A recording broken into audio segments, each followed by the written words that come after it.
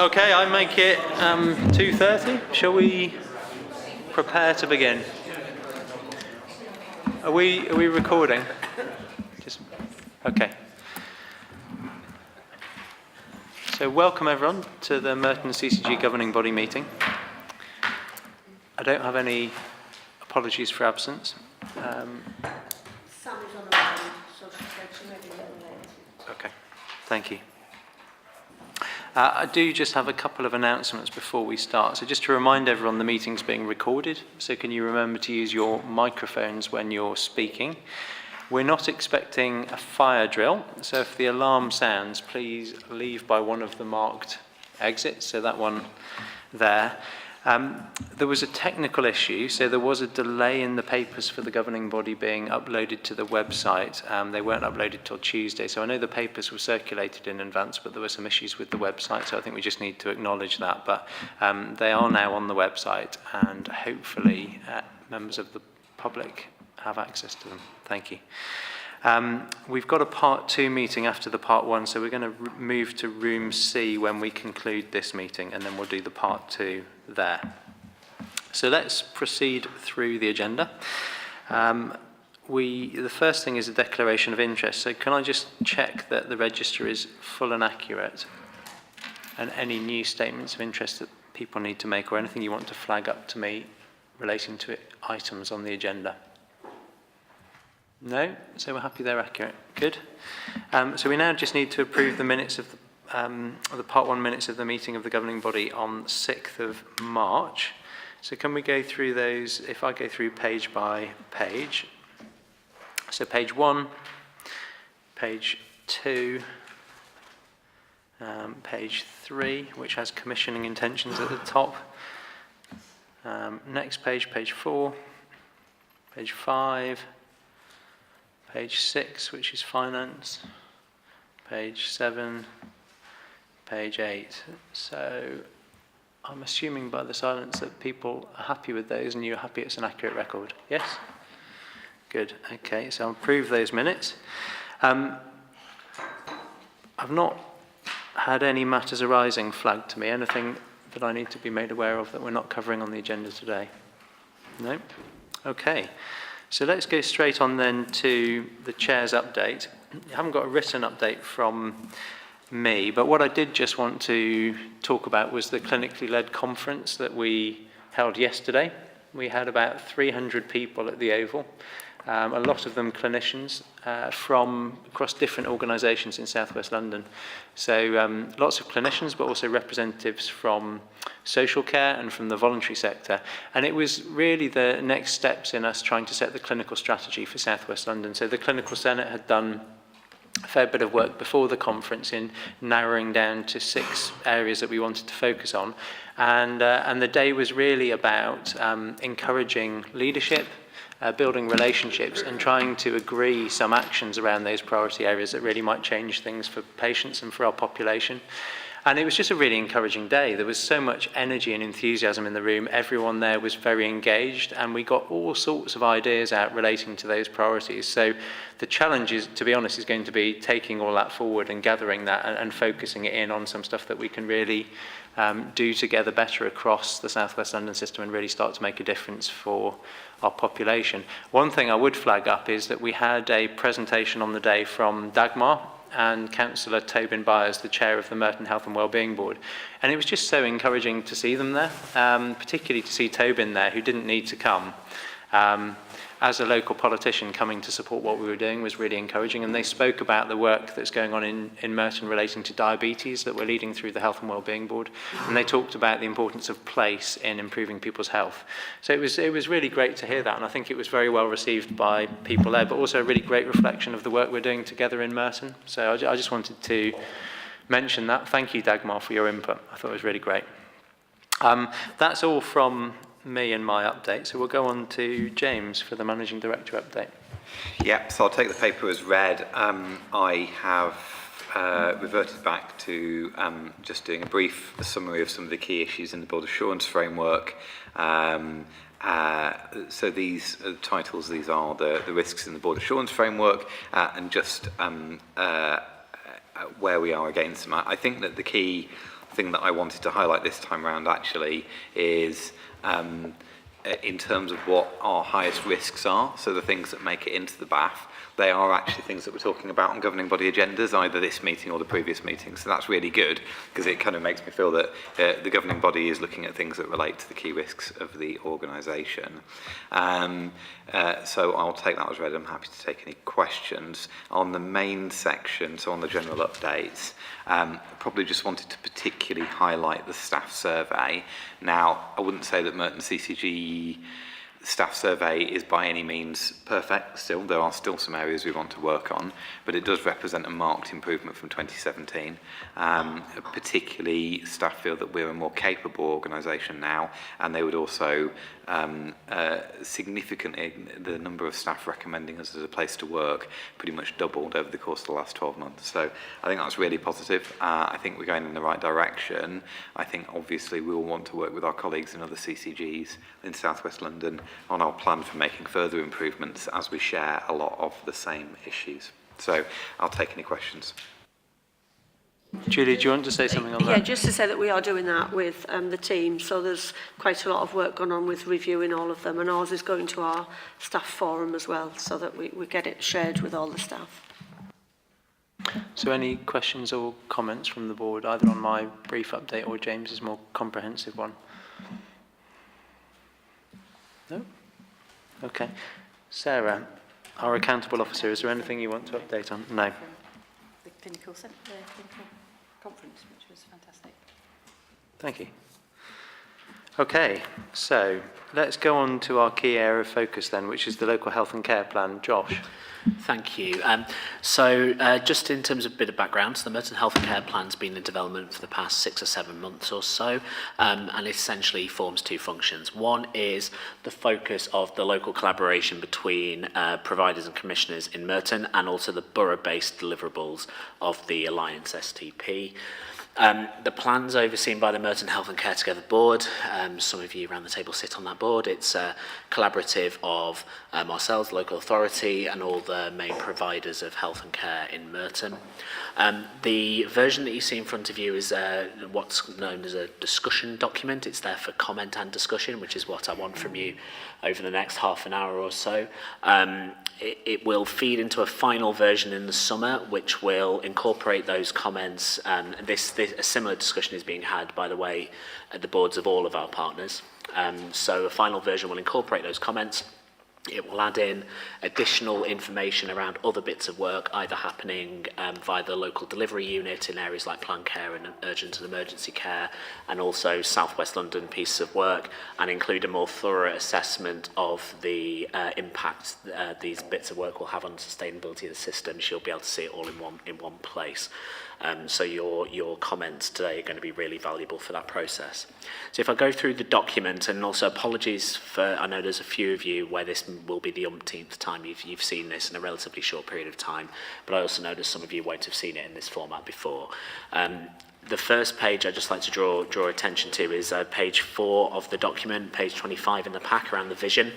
So this outlines the Merton Health and Care Together vision of around joint working, providing high quality sustainable health and care services to people in Merton, enabling them to start well, live well and age well. And I think just as important as that is how we'll deliver it. So through supporting independence, good health and well-being, integrated person-centred care, and a partnership approach, both in terms of the delivery of services, but also how we plan, commission and transform them as well. The other thing I'd just like to pick up, which is on slide 6, is the context. So I've talked about the health and care partnership, but this also will need to be read in conjunction with the redraft of the health and wellbeing strategy. So whereas this plan is around how services, providers and commissioners can work together on the response to health and wellbeing, the health and wellbeing strategy will focus largely on the wider determinants of health and creating and maintaining a healthy place. So to go into a bit later in the document, just the summary page, I'll probably start there and then free up as much space as possible for comments. On slide 14, which is the Merton Health and Care Plan on a page. So this is meant to show how the needs of Merton residents as defined by things like the Joint Strategic Needs Assessment, but also our assessment of existing services, the feedback received from residents via engagement, the significant engagement we've had so far, including through the large-scale event back in November, of which I've skipped over the picture of that because we've talked about it before, but that was incredibly valuable. How that focuses in on the bits of work we want to do alongside the three areas. So for Start Well, priority areas around children and adolescent mental health and well-being, children and young people's community health services, and developing pathways into adulthood. Or to put that another way, how do we support children as they move into adulthood but are in children's services at the moment? For Live Well, looking at the developing on the East Merton model of health and well-being, and looking at how that can benefit the entire borough. Diabetes as an exemplar for long-term conditions management in the whole. Primary mental health care, which we'll need to update on this to reflect the Merton as Merton Uplift, which we're happily rolling out at the moment. And primary care at scale, obviously the subject to a number of changes following the recent primary care network contract that's just come out. And then finally on Age Well, continuing to focus on integrated health and social care, although with a particular focus on some of our most vulnerable residents, end-of-life care, dementia, and so on and so forth. So the structure of the chapters from there on in is meant to be high level enough for it to be readable and engaging, but precise enough to get a flavour of what might actually happen and what the impact might be. One thing that I forgot to mention is that this is in essence a 2-year plan, although having said that, I imagine this is going to be the basis for our collaborative working in Merton for many years. These are issues that all the demographic changes suggest are going to continue to be areas of importance now and in the future, but also the benefits from some of this work coming over time. So the final thing I'll say before opening it up to questions and comments is some of the very latter slides. So I'd say slide 41. So this is around the enablers. So as well as the areas of work that we need to focus on, the population groups we're hoping to improve services for, there's a lot of system change that's going to be needed to make that happen. We're going to need to look at how we use information and data in a different way, how we use our estates, how we work and develop our workforce, work with and develop our workforce, and so on and so forth. And then finally, it's just to really underline the importance of the Merton Health and Care Together Board in delivering this plan. It is a genuinely collaborative entity, co-chaired by ourselves and the local authority, and will act as the place where this plan is monitored, driven, developed and led, going forward, obviously reporting into this board, partner boards and the Health and Wellbeing Board. So I will stop there, and thank you for listening to that brief preamble. I'd really like people's comments on the content to feed into the iteration in the summer. Thank you very much, Josh. So let me open it up for comments and questions. Sarah?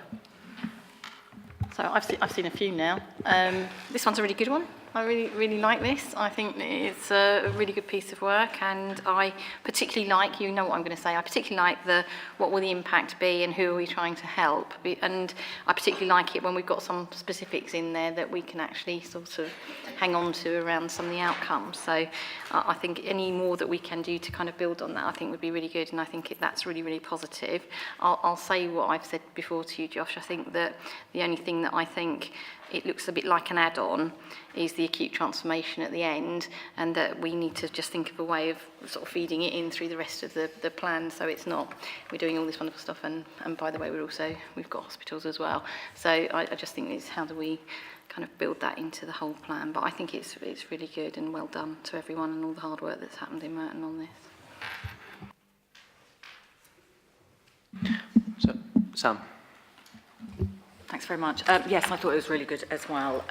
One of the things that comes up obviously is around integration, and we've talked about that before. There's what integration means to different people in terms of integrating who with what, but also what do we mean by integration? It can be anything from co-location to pooled budgets to joint commissioning.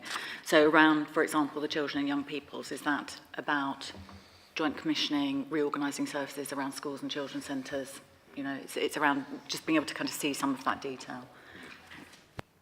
Yes, thank you. I think one of the things that you maybe lose in trying to keep it as high level is some of that narrative of where we've been and where we're trying to get to, some of those themes. And I think that's something that could be done up front, because I think broadly speaking, the nature of the integration we're seeking, particularly local authority services, is similar across adults and children's as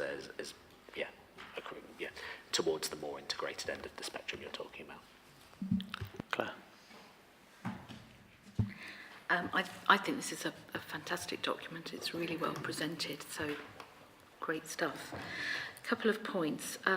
When we say it's a discussion document, how is it going to be shared? How much more discussion is there going to be on it, and where will that take place? And the second point is about the working in partnership with the voluntary sector and the value of the connectors. And I know I've made this point before, but the linking is fantastic, the way the connectors link individuals with services, but we mustn't lose sight of the fact that those services need to be supported to deliver what they're being asked to deliver. So those 2 points. So in terms of where is it being discussed, so every constituent member of the Merton Health and Care Together board has been asked to go and discuss this plan with their leadership and their constituents. So, for example, at George's, I know Suzanne Marcello has presented this to their board and to some of their senior management team, and is also seeking to engage a much wider group of staff. For the voluntary sector, to move from one point into another, this was given a good chunk of time at the CVS Health and Wellbeing Forum a couple of weeks ago, as partly briefing the senior team, but also starting to brief its constituents. I'm looking to get the feedback on how that went from Brian and Kadiru in the next few days, hopefully, because I think one of them's been away, so it's just writing up the feedback. In terms of the wider engagement, most of what's in this plan has been as a result of significant engagement anyway. I mean, some of that you've been very involved in yourself, and thank you for that. I think we do have an opportunity over the next couple of months to take it round some of those groups again. So, for example, I don't think we'll have seen this version, so we could take it there as part of us talking to our constituents, if you like. Once the final version comes together in the summer with everything else, there'll need to be another round of engagement as well.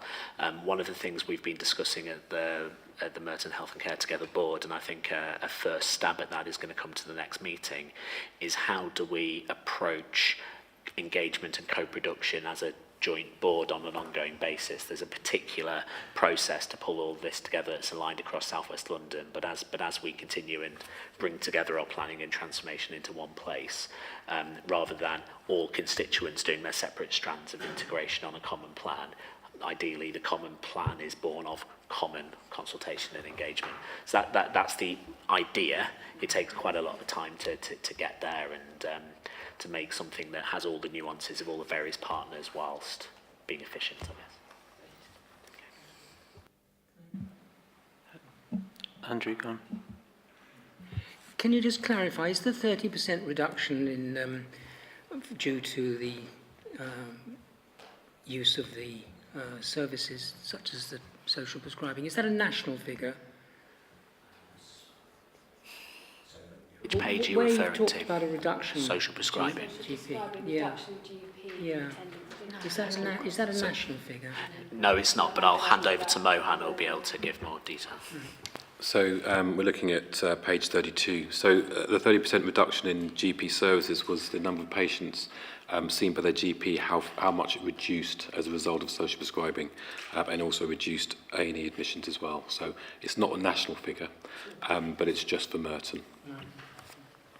And I think it is worth saying, Mohan didn't blow his own trumpet there, but I'll have a go, that actually Merton's one of the few places in the country that's done a proper evaluation and be able to articulate that figure, which is incredibly valuable for being able to roll it out wider, which is what we're doing as part of this plan. James, did you want to come in? Yeah, I mean, I think that the point around engagement is really helpful one. I think what we are now very good at as a community of public bodies in Merton is producing linked plans around health, care, place, environment, social capital. And I think we have a lot of plans, and I think the read across between those plans is really comprehensive and good, and there's been a strong role for the Health and Wellbeing Board in ensuring that. I think what we've identified with this, and what I'm really keen for us to move to, is to pick up on the discussion we had in November when we had our design event. And now we know what the individual areas are that we want to develop together, we move into a much more detailed engagement and where possible co-production discussion with groups, I think many of them will have attended that event, who have a specific interest in the areas within the plan. So, you know, the plan as it stands, any conversation about it will always necessarily be broad and relatively high level because there is a lot in it.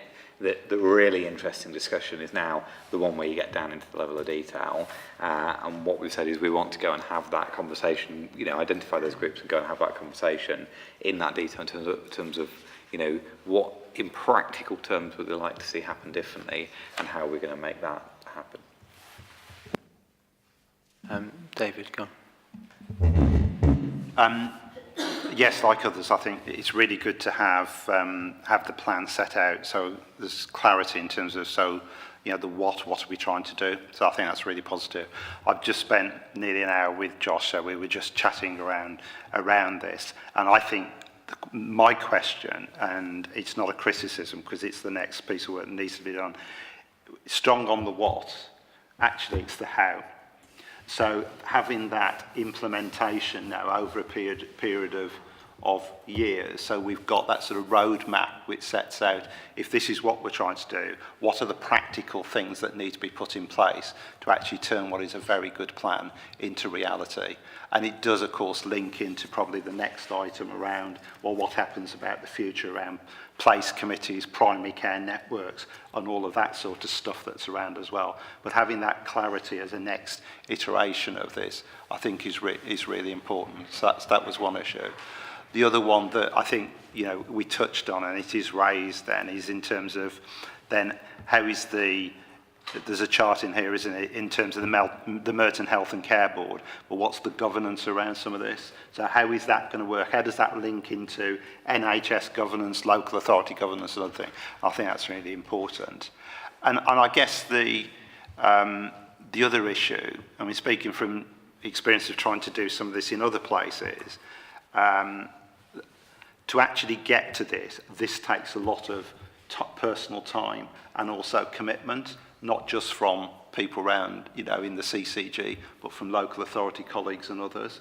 And I think it's just been absolutely clear that there is a big prize to be had through delivering this, but we've got to be able to put in the right level of time, management time, clinical time and others to really turn this into reality. So I say this isn't a critique, I'm just feeding back some of the conversation that myself and Josh were starting earlier. Okay, thank you, David. I'm just going to build on that, Josh, because one of the things I wanted to pick up was after the governing body meeting in January, we had some feedback from Merton Residents Health Forum, and they asked specifically about this. And I think the two things they were asking about, one was governance, so I think we probably do, well, particularly governance of the Health and Care Together board, so I think we do need to perhaps set that out in the document. The second was around engagement, so was evidencing or recording the engagement done to date and being quite clear about the engagement that we were going to do on the discussion document. So it might be we just want to set that out more clearly, maybe not necessarily as part of the document, but just be a little bit clearer about that, I think.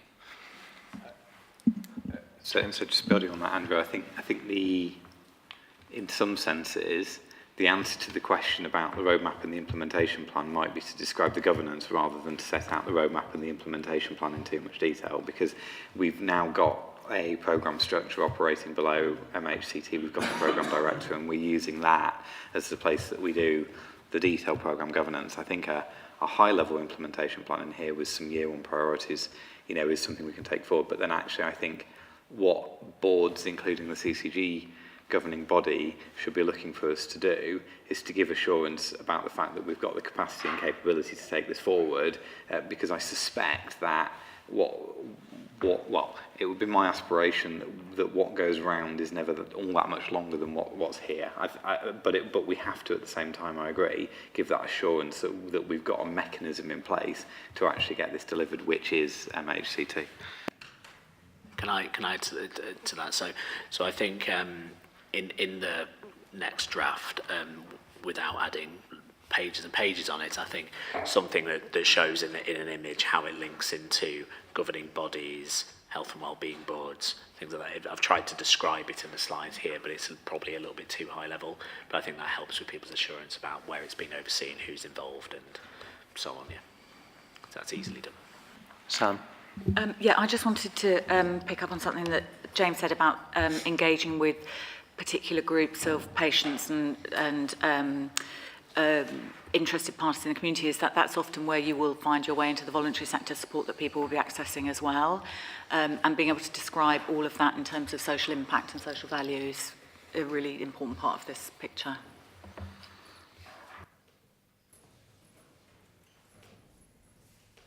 Karen? I was just wondering whether the end-of-life care part comes through strongly enough. I know it's referenced in the Age Well section, but it doesn't only sit there. I think also there's overlap with sort of the potential to improve pathways in emergency care as well in relation to that group of patients. So I just wonder whether we need to strengthen that a little bit in the document. It's only given quite a sort of cursory reference. I know there probably will be things sitting underneath the document, but I just wonder if it needs fleshing out just slightly in this document. Yeah, no, so that's a rhetorical question, isn't it? So yes, I agree. I agree with you, and I think it also speaks to Sarah's point as well around some of the urgent emergency care stuff at the back. So it's structured in that way for a reason, in that it's meant to articulate this is the plan that Merton Health and Care together are overseeing. But there's obviously overlap between those areas, and absolutely we'd want the response in emergency care for people at end of life or with particular complex needs to be entirely integrated with the offer locally, and that's what we're seeking to do. So it's a very good point. So in the next iteration, we'll try and bring out some of those links much more, and particularly expand the elements of the end of life work, because as you're right, it is there.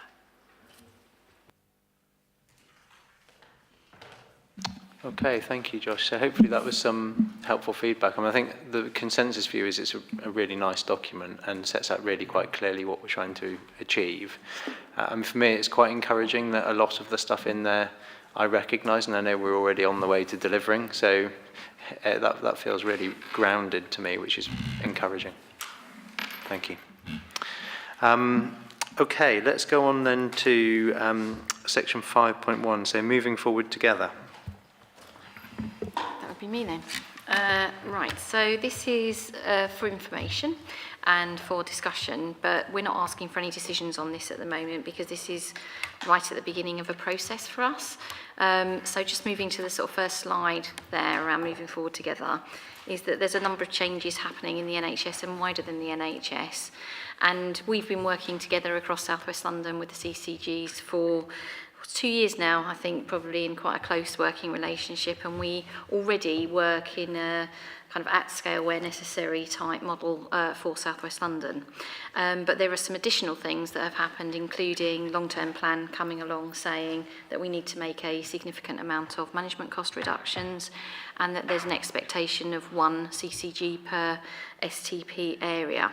We also know that there are real benefits for us in South West London as long as we ensure that we get the place and the local right in working at scale when that's the right thing to do. So we decided together that it was a good time for us to start to review where we are. So what are we doing? Well, we are considering merging the 6 CCGs across South West London. No decision has been made. We are talking at the moment. We're at the start of a process and we've got to engage.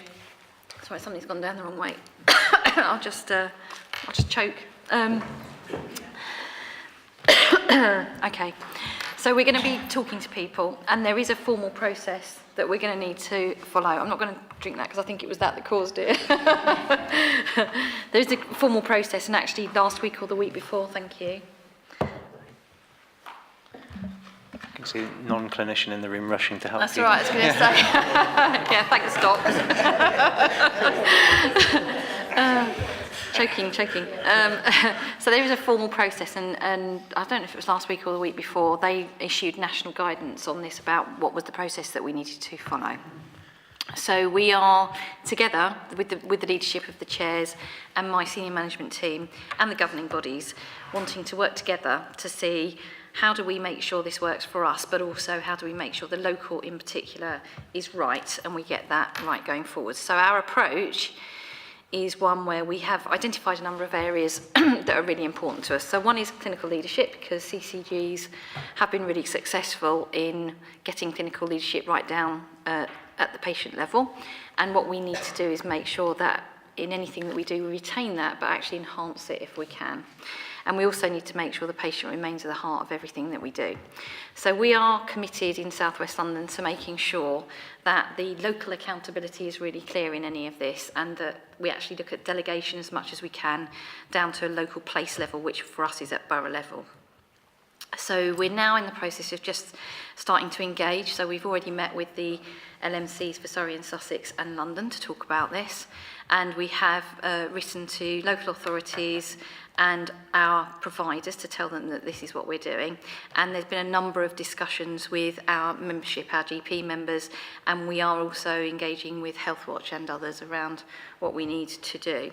So we're looking at our case for change. We did have a case for change, but we've decided to refresh that already, following some feedback from the LMC. So I think we'll bring that back to you at a later date to make sure that we've got that right, and we'll iterate that. I said to you that the national process has come out. We originally thought that if we were going to achieve this by an April 20 date, we would have to put an application in July, but they have changed the date to September, which gives us a little bit more time, which I think is very helpful. And we've put in place a programme across South West London to support this work. And we really want to make it a bottom-up approach in South West London. We really want this to be something that people locally feel that they own, and that it's the right thing for local populations and for us as organisations. So we've created this programme. I'm on the next slide now, moving forward together. And it's led by the clinical chairs, and we have got 5 work streams that are supporting it in a programme. And the place-based development is being led locally, and it's the start of that is your local health and care plan for Merton, which we've just discussed. So I think that's really important part of this process. I'm not going to read you the guiding principles, but you can see that we want to make sure we don't, if we do believe that we're going to move forward with this merger, that we don't lose the focus on the really good things that are going on currently, and that we make sure we get something that's really beneficial and positive out of it. So we are developing the place delegation to just talk about, so what should we delegate to place and how should that work? And we've got a 3-step process. And again, bottom up, local systems saying, actually, this is what we would like to do at place, and then us working together across South West London to say, does that work? So that's the kind of process we're going to use. There's a lovely picture of the South West London health and care system, which I hope you recognise, but what that does is it kind of shows what happens at different levels in South West London, because this is complex, and it's not just about what happens at borough level, it's also what happens right down to network level and with individual patients, but up to wider systems than South West London out into Surrey and South East London and London. So what we're going to do now, well, we're going to go and engage with people and talk to people and get their views, and we are quite open to feedback. We will continue to bring information back to governing bodies, and governing bodies will be leading the process going forwards. If we proceed, we will need to get the application in by September, and that would mean we could implement for April 2020. But on our timeline, if we want to do this, we would look to, at the back end of this year, try to start shadowing some of these arrangements to help us going into next year, so we don't kind of get a hard start in April 2020. Shall I stop there?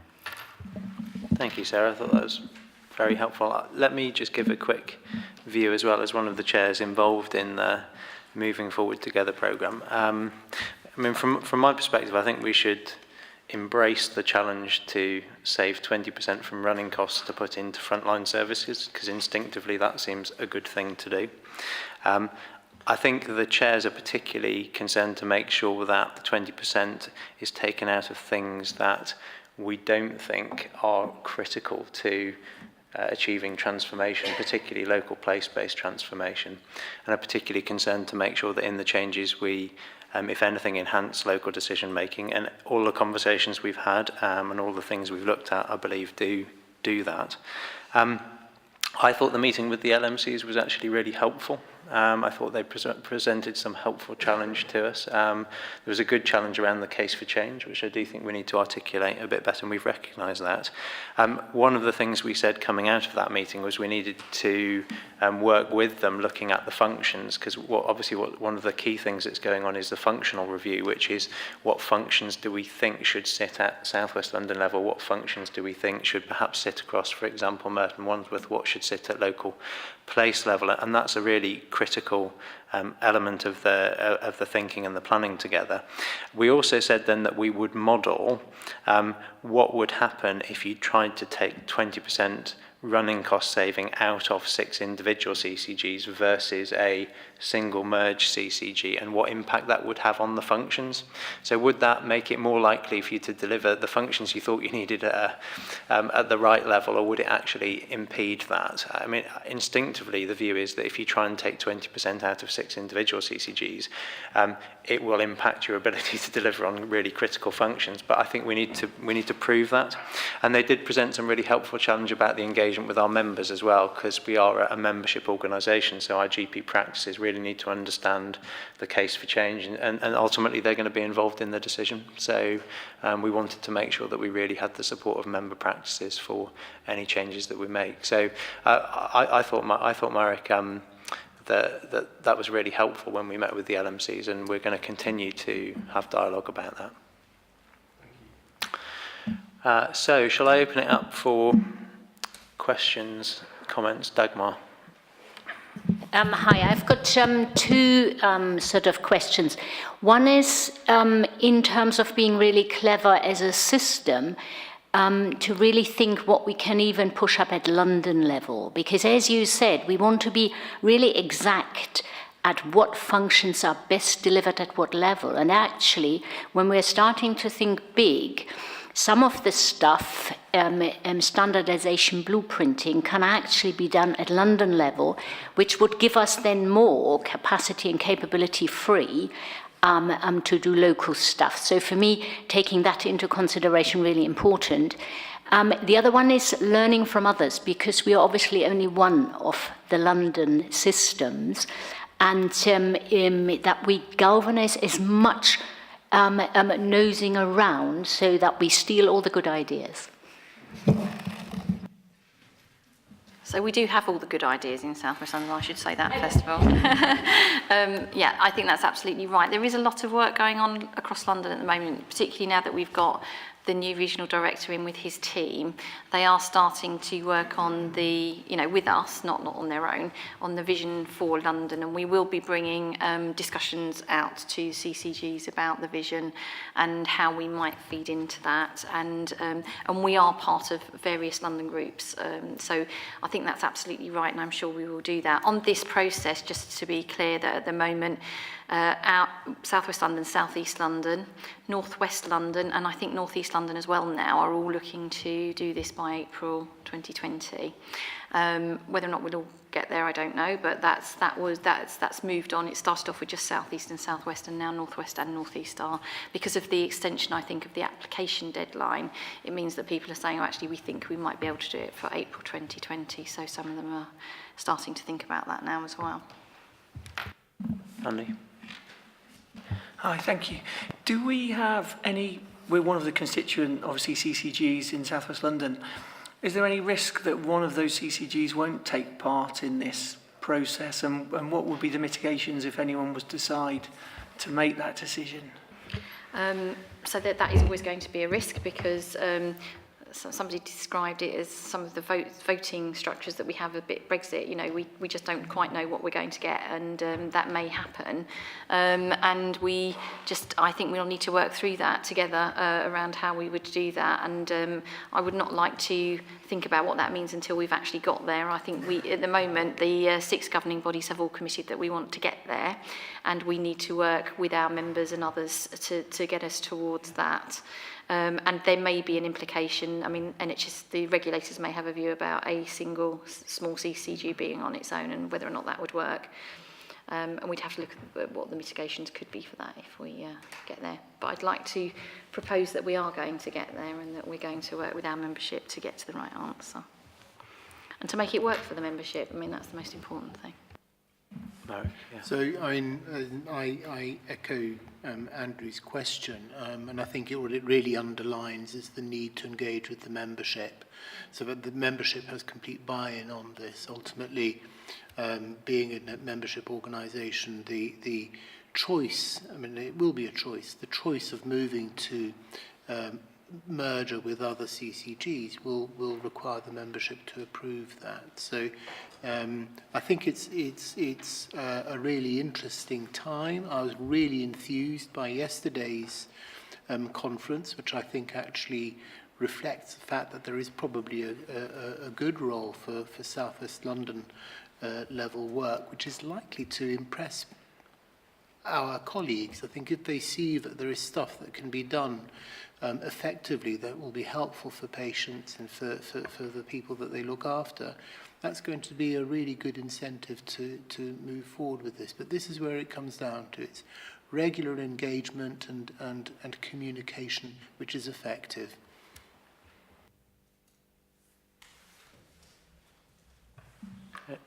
Katie. It's just a question. You mentioned there's been some further guidance published last week. I wondered if that's helpful at all, or does it in fact place any restrictions on what our structures might look like going forward, in particular what might be delegated at place? Or no, it doesn't give any of that level of detail. It's just about what's the process in order to get from where you are now to what's the criteria that you'd have to fulfil, and what's the application process. It's public. We can send it round. We've looked at it. It's only just come out. We've looked at it. We've got a governance oversight group working with some lay members across each CCG. So we've looked at that in there. But we can whiz that round. But it is a public document. Is that everything from the Andrew? On the grounds that the man on the Clapham Amber bus ought to be able to understand it, one of the dangers of all 6 merging like this is that it doesn't mean anything to most people. What plans are there to really communicate what's really going on? I don't mean in the embryonic sense of trying to put it all together and make it work, which is obviously early days. But at some point, somebody will need to be able to clarify and communicate what it really means for ordinary people. And I think that's quite a challenge. So I think what we need to be clear is this does not mean service change. This is not about us changing services. This is about the bureaucratic structure that supports the NHS, and it's about us trying to streamline that. But I do think you're right, we need to get the communications right around that and make sure people understand that. And that actually what we're trying to do through this is create really strong local borough level structures that support delivery and that really work across the NHS in a way that makes sense. And the main thing is, as Andrew said, is we're trying to make this more efficient and deliver for local populations, but put money back into the front line. I mean, we hear a lot in the press, don't we, about bureaucrats in the NHS, and what this is attempting to do as part of it is to put more money back into the front line and into services, and I think that's got to be a good thing. So... David? Hang on, so I will come to you, or just finish the discussion at the board, and then I'll open it up. I know there's not a section on the agenda for questions from the public. That's an oversight. So I am going to allow for questions. Normally I'd put it in a section, but I think on this particular one I'm quite happy to take a question. But let me just finish the board discussion. David? It was really back to, I think, where you were at, Andrew, around the case for change, because I think the other, I don't know whether you're going to pick this up, but some sort of description around, if you look at the current arrangements of working through 6 CCGs, what are the things that are just really difficult, What are the things that make our working across 6 CCGs just not efficient? You know, how much time, how much cost and time is going into the bureaucracy around the 6 CCGs? And, you know, we've got to recognise that, because largely, you know, if you look at the, you know, the way we're having to handle decision making, which is going through multiple CCGs, then through committees in common. I mean, you could say, well, why don't we just carry on with that? But I think there is a description as to why it is just that. That is just not practical, you know, as far as I'm concerned, for the longer term. So if we can articulate some of those difficulties, I think it really helps to. I think it's part of the case for change here. The other issue, and Andrew and myself were both at a national conference for audit chairs yesterday, and a lot came up around governance. You know, so if you look at, if there is a single CCG, you know, what are the governance arrangements that will be put in place? How does that link into, you know, the integrated care system and that sort of stuff? And one of the points that I'd raised in conversation, particularly in the new world, we're going to have primary care networks. So how does all that fit together? So I think, you know, that part of the case for change is equally as important as a clinical, you know, as a clinical choice. Yeah. So thank you. I think that's absolutely right. We need to bring, we did have a case for change, to be honest, and it was partly some of the stuff that we've put into this slide deck under our approach. But I think we recognise that we may not have articulated it as well as it could be articulated, and that's why we're now rewriting that. So, I mean, this is really the start of the process. This is the first time we've really talked about it, and I think we will be starting to bring all that information back to the governing body and to iterate that with everybody. So thank you. Yes, and I think we accept that. So, anything else from the board? No. So, Sandra, let me take your question. Okay, thank you. One of the main issues of concern for people in the area is the future of acute services at Epsom and St Helier. And in improving healthcare together, we have Merton, Sutton and Surrey Downs CCGs working together. Now I hear you talking about the 6 CCGs combining. By that I assume you are excluding Surrey Downs. Does this flag up your future plans and intentions regarding the acute services at Epsom Hospital? Because you are apparently not having made that decision, and yet here you are talking about the 6 CCGs excluding Surrey Downs working as a unit. So is that flagging up your actual intentions for the future of Epsom Hospital acute services? Good question. No, it isn't, because there's still the intention to work with Surrey Downs around the future of Epsom St Helier, regardless of the structure of the London CCGs. So, absolutely not. Thank you. Okay, so I think that concludes the discussion on that. We weren't being asked to make a decision. I think we're going to be looking at that again a number of times in the future. And if you have any further thoughts following the meeting, do let me know. If anyone wants to have a conversation with me about it as well, I'm really happy to make time for that.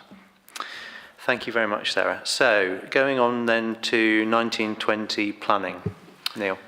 Thanks, Andrew. Right, so these slides here are basically the final version of the slides that came to the board seminar at the beginning of April, and as I move on to slide 3, you'll see the Finance Committee chairs also met, not on the 28th but on the 23rd of April, to consider the slide pack that you've got in front of you. Just whilst I'm on slide 3, really just to point out that the deadlines that are all on here, they were all met. So we managed to hit all the national deadlines, and obviously we are here today to formally approve the plans for the year ahead. So just in terms of an overview, and turning to slide 5, Merton CCG is required to deliver an in-year break-even position.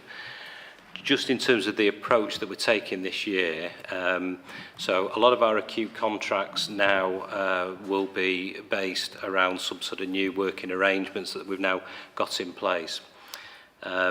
So what we've essentially got, certainly with Epsom St Helier, is a block arrangements in place with them, similar sorts of arrangements with St George's as well. And what that hopefully starts to do is limit some of the risks that we've seen in previous years where lots of volatility around the contracts. What this really means is that a lot of the QIP plans that we've got in place are now baked into the contract. And actually, we've got a larger QIP programme that we're looking to deliver, which should actually lead to further cost savings or opportunities as we transform some of the services. So I think what we're working with the providers at the moment is how we actually, the governance around that really. So whilst we haven't absolutely got everything nailed down as yet, there's a willingness for us all to be working together. The focus more on the transformational rather than the transactional approach that we've always had in previous years. It's also to note that the mental health investment standard, we've provided for that with a 6.3% uplift, and Appendix 3 of the pack shows how we're going to deliver that. And also that the primary care includes the £1.50 per head for the primary care networks, so that also is included in there. So I think in conclusion around the plan is there's a high level of risk in that what we've ended up doing is putting a lot of money into the contracts now on the basis that that enables us to focus on that transformational work. So we have very low levels of reserves in place, literally just the 0.5% contingency that we have to put aside, and very other small levels of reserve. So the absolute focus on the QIP delivering to the levels that we need it to deliver and working with providers is absolutely essential. It's also worth noting that obviously our risk isn't just limited to acute services. There are issues around continuing healthcare and prescribing as well that we will need to ensure that we deliver around that. Slide 6 really just shows how we've moved from the delivering on the left-hand side the surplus position that which we will be achieving in 18-19. This shows that we have an underlying recurrent deficit. So we are starting at a disadvantage right at the beginning of the year in that we need to recover the £2 million underlying recurrent deficit before we even start. Hence the reason why our QIP plan as a percentage of our resource limit is high. The rest of the slide really just explains how the growth has been allocated across the various areas. Slide 7 really just sets out how or what the level of QIP, what amount has been agreed into the acute contracts. There's a note in there around the QIP not agreed but covered by reserves. So that's effectively the money that we've given back to the acute sector whilst we're looking to transform services, whilst we recognise that in the short term we're unable to release the costs out of the system. And then slide 8 really just sets out over each of the service lines the differences from last year to this year and where we've put that investment. The problem that this isn't a particularly good read across is due to the practice transfer that happened in 2018-19. So when you're looking at it, you can't necessarily see the increases between the two, and probably what would have been a more useful comparison was almost to take out the impact of that practice that was in there for the first 4 months in 18-19. But I think it's worth making note of that particular issue. Slide 9 looks at just the planning assumptions, and the only couple of comments I would make on this is the amount of money that went into the acute sector linked to the national tariff is actually a lot higher than the 2.7%, which is the second box down, the acute provider efficiency and inflation line. If you take those two together, it says there was a 2.7% uplift. It was probably nearer to about 4% that ended up going into the contract, just due to the fact that you have case mix issues that come through. The continuing care and prescribing are the other two bits I'd like to just point out, in that they're high growth that went in there, but we've also took our savings programme out around those two particular areas. So they're the ones that we really do need to deliver around our QIP. Slide 10 just looks at the net risk position, really saying at the moment we believe that we can mitigate the risk, but for all the reasons that I've said, clearly there are high levels of risk in place and will require a degree of system working. And then slide 11 just summarises the QUIP plan, splitting it between the acute areas and the non-acute areas as well. The appendices are, the Appendix 1 and 2 are the budgets that the directors have now signed off against. And then Appendix 3 is the mental health investment standards. So this is an extract from the planning return that we basically showing that we've put the 6.3% into the budgets. One thing to note is that there has to be a formal audit done on the mental health investment standard in 1920. And I think that's due to be done around August, September time. So that will be audited to ensure that we can evidence that we have actually put the 6.3% uplift in there. So that's the plans which I would like the governing body to formally sign off today, but I'm happy to pick up any questions anybody's got. Yeah, David, why don't you comment? So if I comment first, so the Finance Committee's been through the earlier drafts of this, so so that's part of obviously the board assurance. Really more just to add a couple of additional comments really to emphasise some of what Neil has said. So I think when you look at the high level, the headline numbers of 5.65% growth, which is what, 15 million, and then you think, well, what has actually happened with that money? Well, as is shown, particularly on that bridge, the waterfall chart, that bridge chart, a large proportion of that has gone straight into various provider costs, and that's part of what the rebasing has been this year. So when you work all of this through, because you could start saying, well, if we've got 15 million of extra, why are we having to deliver all of these savings? Well, that's partly the reason for that. So it's just important that we understand what's happened with the cash there. I think the other issue is then this one around how do you look at risk? Because of the way we've signed the contracts, I think it is a better way of handling the risk now, because we tracked through over the last year, our biggest risks have certainly been through its acute provider activity. This is a different way of handling that. And I think, as Neil has shown on, I think it's slide 8, if you look at what's in Neil's back pocket, well, there is very little here. So we're not holding back loads of reserves to play into overspends. And I know James isn't either, so there's a real issue. The system has to manage within the numbers that are in here. So where that leads me is two things that I think the Finance Committee really needs to be tracking. One is the level of activity coming through the system, because we know the activity, particularly on the acute side, it's that activity that is still driving the cost base. So I think we need to be very vigilant on that, because of the sort of contracts we've set, we're probably not going to be seeing a cost variance, but we'll be seeing an activity variance. And if we don't deal with that, that's going to cause problems in the following year. So that's one. And then the other one is around the ability to take out the cost, because a lot of this is around how do you reduce the cost base within particularly acute, but potentially other providers as well. So you've got to bring the cost base down. And I think that part of that joint work, particularly with St George's, needs to be around that cost base.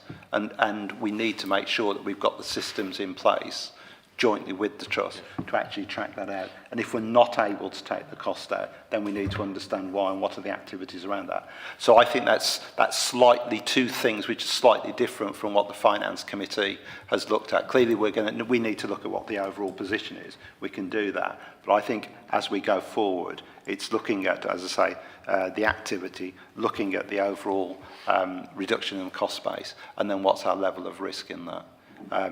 I mean, as I say, the Finance Committee has been through this a number of times. I think the committee was happy to support the plan. So I just thought it was just worth emphasising some of that. James, let me bring you in as well.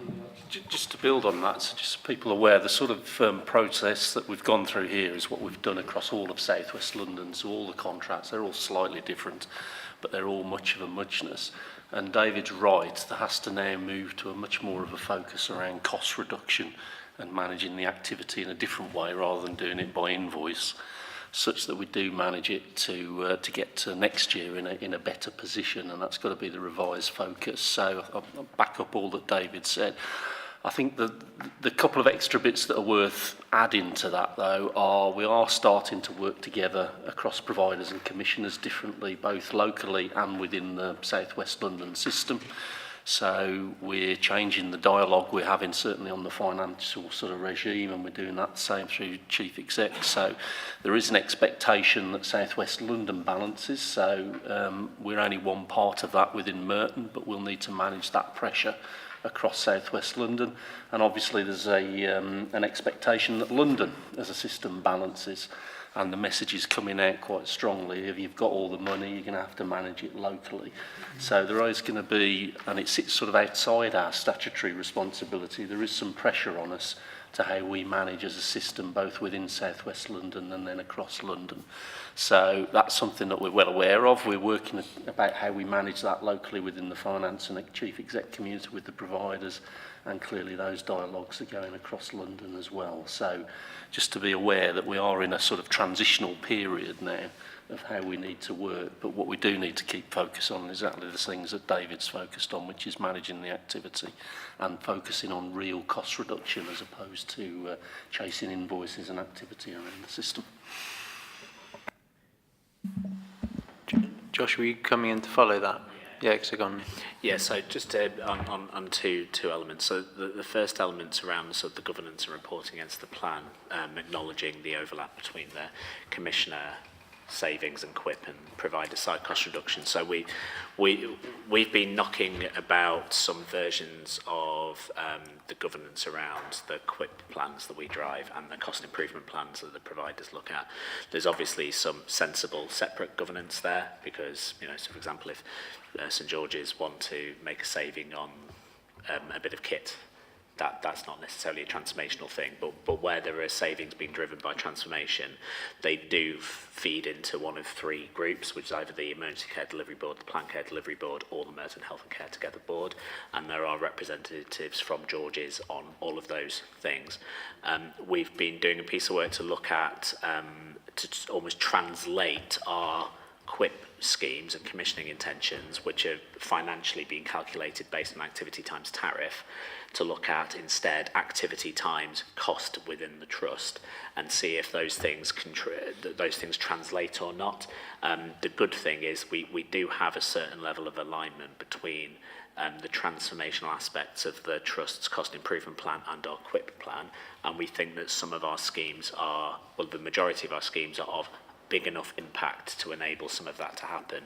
So the implication of that, I think, is going to be as both we and the trust report into their various governance routes, that, you know, in the way that providers are going to have to also keep their committees informed of the wider system health, as will ours. So we shouldn't just be talking about our delivery against our QIP plan. It should be about how is that contributing towards the sustainability or insustainability of providers in the market. That's actually been as dry as a lot of that description may have just sounded. That's actually been quite a liberating discussion, because one of the things it's really underlined is the need for our commissioning plans to be at quite a large scale, which is great for me because I'm confident that within our QIP, we're looking at the quality driving the financial impact. So it's actually a challenge to say, how do you get better impact and bigger impact on quality and productivity for the system to track into the providers? It's a very useful way of putting it for the teams, because the problem with chasing the tariff-based system is it does actually enable and encourage sometimes a quite small scale change to be able to happen. Whereas this way of doing things basically says you need to shift significant activity and cost around the system in order to hit both sides of the equation. Andrew, you've waited patiently. Going back to your planning assumptions, Neil, you made the assumption that pay inflation is about 1%. Now, I know that we're constrained by what national levels are set, but how confident are you that that's, you know, a reasonable basis for planning? So it says an assumption. Clearly there'll be differential pay rates, so some may be slightly higher, some may be slightly lower. So we know the agenda for change is probably a bit higher than that, but there will be maybe some of the incremental issues that we've had in previous years are not quite as high. So it's an assumption that we've tried to be as consistent across all our plans. Obviously the plans are built up on a bottom-up basis anyway, so I would take that as a notional amount at a very high level, but when we've set the plan, we've done it on a bottom-up basis. So it may come out that it's a different number by the time you actually look at it when you've calculated it out fully. It's a bit like what I was saying on the acute provider. It's an assumption at the start of the year that's borne out sort of nationally, but when you do it locally and build it up locally, you come up with a slightly different number. But are national rates running at 1%, roughly? So as far as I'm aware, the agenda for change is higher than that rate overall, but there'll be sort of incremental issues in there as well. So I would say it's probably a bit on the lower side overall, I would say, but the assurance I would want to give the board is that the actual budgets for pay in particular are done on a bottom-up basis, so they will be whatever they need to be, and that's what's in the plan that you've got there. So these are sort of high-level, top-down assumptions that were made at the beginning of the planning round. Yeah, just to build on that, the biggest element of the pay inflation for the NHS is in the providers, and that's within the nationally set provider efficiency function. I can't remember what the figure was, so that'll be wrapped up in there, which if you look at that table is 3.8%. I think we've got efficiency and inflation the wrong way around on there, but it's about 3.8%, so those are picked up within there. It's the wrong way around, yeah. Anything else from the board? Okay.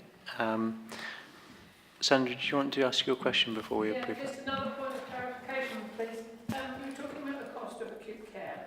Am I understanding it correctly in that you are intending to go from paying for the services you actually get to a fixed budget for all acute care from various hospitals?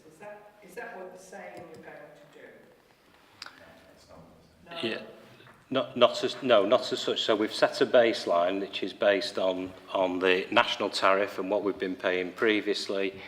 What we've done is we're working through on transformational plans and we are using the cost of services now as the basis on which we're looking at where some of those efficiencies and transformation can be calculated from, rather than using the tariff-based system that we've used previously. So when we've had the tariff-based system previously, you've just paid for everything that goes through the door. Now it's more about a focus on looking at the costs and looking at that jointly with the provider. So this is all about collaborative working as opposed to the working that we've done previously. James, do you want to just add to that answer? Yeah, so it's not that we have a fixed budget across all of the hospitals, and it's about, because I think your concern may be that we're going to move money from one hospital to another within a fixed budget, no? I'm asking you, are you paying for the services you receive, or are you saying, here you are, St George's, there is X amount of money for providing acute care? So, Sandra, what's your concern? So tell us what your concern is. My concern is that you sound to me like you are moving to a system, and I want clarification, I could be misunderstanding. It sounds like you're moving to a system where you give St George's or Epsom and St Helena a pot of money to provide acute services.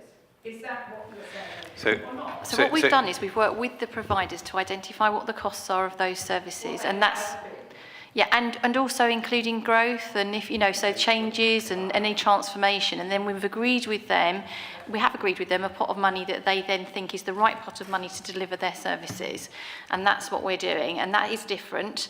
And what we're trying to do is, because we spend a lot of time throughout the year as commissioners and providers saying, having plans that possibly at the beginning of the year don't look the same. So, the provider plans to grow and we plan to make savings.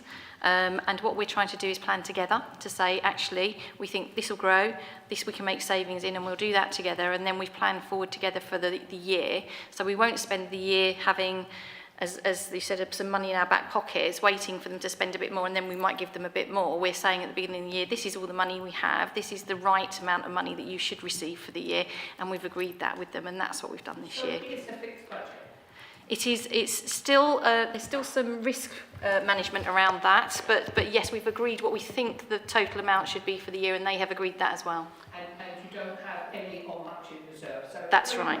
You're saying this is how much St George's you can have a excellent. Yeah, it's not just us saying this is how much you can have, it's us together agreeing that this is what we think it will cost. I get that you've come to that figure in collaboration. I yeah. What you say, but nonetheless you are still working to a fixed budget. With some, there are some agreements around risk. So if things went one way or the other, then we would manage that together. It's a little bit more complicated. It's a bit more complicated Essentially, it's a fixed budget, but it is a bit more complicated. There are triggers within the budget that warrant a conversation. So it's not as straightforward as saying that's the money, get on with it. We will. This does sound very similar to ACOs. No, it isn't. One of the main factors of that, as I understand it, is a fixed budget for healthcare in an area. So it's not an ACO. I can assure you it's not an ACO. This is our normal provider, but we're just trying to change the way we manage the contract with them to free them up to manage transformation and risk in a different way with us. That's what we're trying to do. It's very different from an ACO because we've still got commissioners agreeing a price for services with the providers of services. So, sorry, just to clarify, we always work within a fixed budget in South West London because there is a set budget for the allocation. It's how you split that budget up across the various elements is what we're trying to work through, and what we're trying to do is to simplify that basis such that we move from a much more... Got the reserve. In the past, you would have had reserve so that you could allocate it. Yeah, absolutely. We haven't got as much reserve because actually what we've done is we've taken a risk assessment with the providers and said, actually, we think your level of risk is this, our level of risk is that, and we've made a joint decision at the start of the year about where that risk falls. It's more or less a fixed budget. It's closer to a fixed budget. I think for all intents and purposes we can say pretty much. Yeah. So I think hopefully that answers the question. Well, I think what we can do, if you want us to talk you through that after the meeting, we can perhaps just flesh it out a bit, I think. Yeah. Tim. It might be for my own naivety as well, but looking at how over the last few years we've developed, say, our community services contract that has been looking a bit more around a block contract, but has created an opportunity for us to work with our community service provider to develop a new way of operating, whether it be the Harry service or the Merit service, all the other things. There's still been the budget, but it's caused a bit of creativity to use that budget in a better way to develop services that are more relevant to your population. Yeah, is it following that sort of model? That's right, that's the intention, and certainly from my perspective, chairing the board that's been looking to try and improve the way we deliver outpatient services, the fact that we've had that the income into St George's has been linked to the amount of patients they see and do things to has not helped us to actually manage patients in a better way and to achieve transformation. So we're seeing this as a real opportunity to try and do the right thing for patients without worrying about what it does to the numbers that then lead to changes in payments. Okay, so what we're being asked to do is to approve the plan as a board. Are we happy to do that? Yep, good. So that is approved. We next have some standing items. So we've got the finance report, the performance report, and a health and care partnership update. So if we go to the finance report, Neil, is there anything particular that you want to pull out for us? I know it's been through finance committee.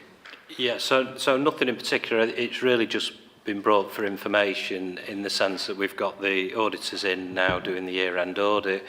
It's really to note that we've achieved the surplus that we set out to achieve. There were some small movements at month 12, but largely contained, well, obviously we're all contained within the overall budget, so no areas of concern, and we await the auditors concluding the accounts. David, anything you particularly want to say on that? No. So are there any questions on the month 12 finance report? No? Okay, that was for information. And then the performance report. So, John, anything particular that you want to flag up? Thanks, Andrew. 3 areas I wanted to briefly call out from the report. The A&E position at St George's over Q4 has been a challenge, as it's been for many providers across London. We're doing a joint piece of work which started in the last couple of weeks now to really understand the interplay between the various metrics of demand, capacity and patient flow, with a view to agreeing a new improvement plan with St George's for the remainder of this year, and particularly focusing on the coming winter. The 15-point plan that we've had in place for some time, which has now come to an end, I think served us well in stabilising performance. I think now the joint piece of work with both our analyst team and St George's analyst team working in collaboration is really trying to understand what is causing what is causing performance to deteriorate on certain days, and also the resilience to come back from difficult days where whatever mix of issues, be it staffing or attendances or admissions, causes some challenges around performance. So I just wanted to mention to the governing body that's a piece of work underway, and we'll report back at the next meeting when hopefully that's mostly concluded and we've agreed a set of actions going forward.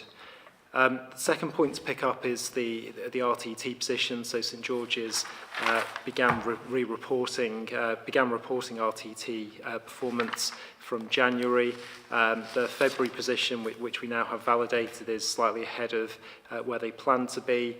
The 52-week wait position we're obviously closely tracking, and we'll get the March update shortly, but we believe, based on the unvalidated data, that they'll be within their plan, which was to have no more than 31 patients waiting beyond 52 weeks at the end of March. But we'll wait for that to be the validated position.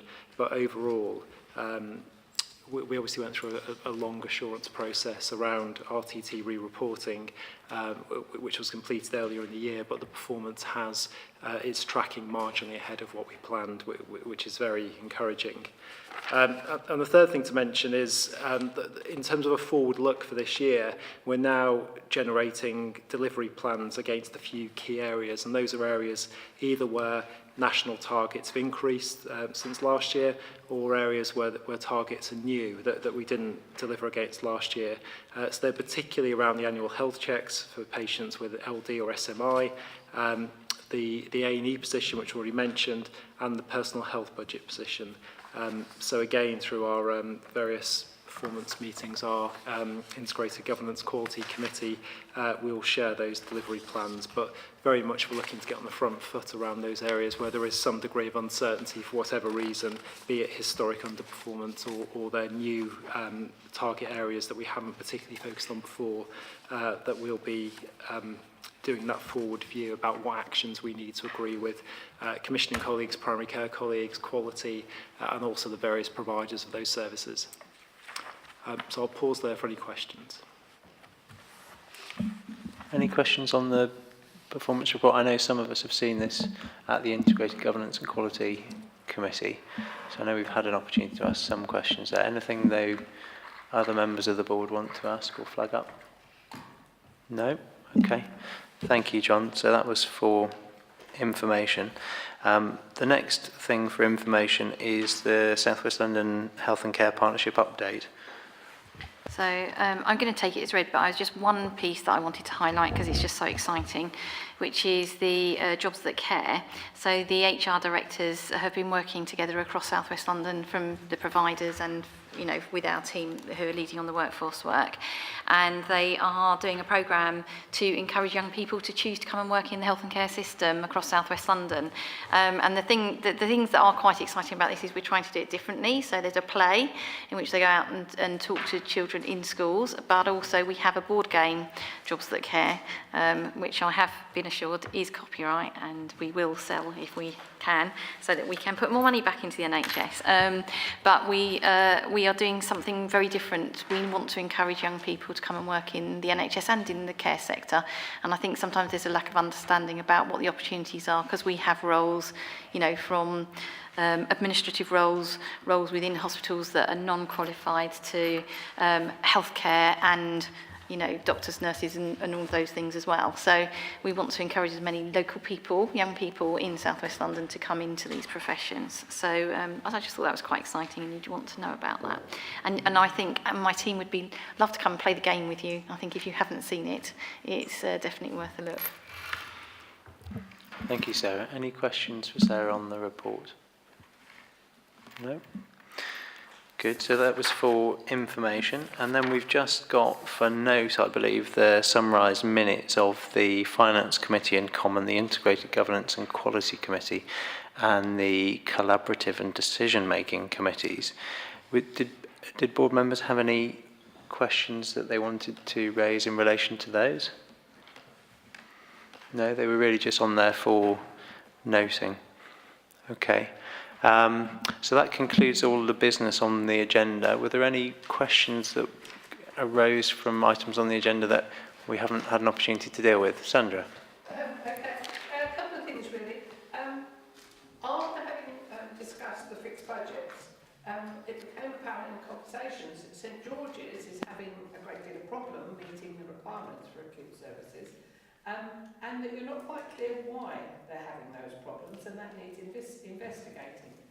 If you put that together with the big change that's being predicted and being fought for by the Improving Healthcare Together, i.e.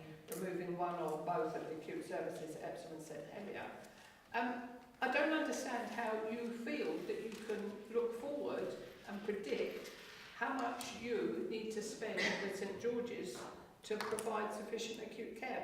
If the service is so variable and you don't know why, and it's going to be varied again if you get your way and you remove one or both of the acute services, how have you come to any sort of figure to predict how much it's going to cost you to provide services at, say, St George's? So, Sandra, what I'm not clear is whether that's a question really about the issue that we were talking about in relation to block contracts, or whether it's a route into raising the issue of Epsom St Helier, which...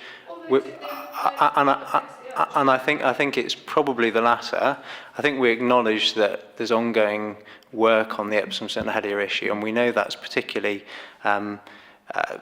controversial, and there's lots of different views on that, but we're not looking at that today. But I note the question. No, it was a serious question. I'm asking you how you managed to predict how much care at St George's and Epsom St Helier are going to cost next year, when you don't understand what the demands have been and the variations of demands have been at St George's this year, and you can't really predict what they might be.